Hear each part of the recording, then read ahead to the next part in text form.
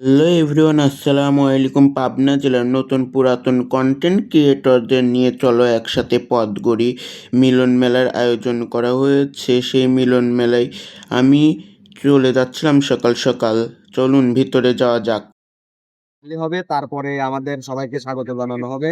তারপরে আমাদের যারা সফল কন্টেন্ট ক্রিয়েটর আছে এরা ছোট ইউজারদের জন্য কিছু বলবে, তারপরে সাংস্কৃতিক অনুষ্ঠান, তারপরে ক্রেজ, এইভাবে আসলে সাজানো হবে। খাওয়া দাওয়া, দুপুরের লাঞ্চ আছে, সকালের নাস্তা আছে, টি শার্ট আছে, তারপর সবার জন্য ক্রেজ আছে, এগুলা আছে আর কি। আজকের এই মিলন মেলা পাবনাবাসীর কে আরো কত মানে বিশ্বের কাছে পরিচিত হবে আরো পাবে এই বিষয়ে আপনি যদি মানে আমাদের তো সবাই চাই যে পাবনা সব জায়গায় হাইলাইট হোক। তো এই মিলন মেলা বলতে আমাদের কন্টেন্ট ক্রিয়েটর যারা আছে সবাই একসাথে হওয়ার উদ্দেশ্য, যাতে পাবনা বাংলাদেশের কিংবা বিশ্বের যে কোনো দেশে পাবনা যেসব ঐতিহ্য আছে, ইতিহাস আছে, এগুলো যাতে তুলে ধরে।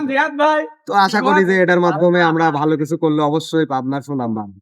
পাবনাকে পুরা বাংলাদেশ সহ পুরা বিশ্ববাসীর কাছে হাইলাইট করতে, এটা আমাদের ইচ্ছা।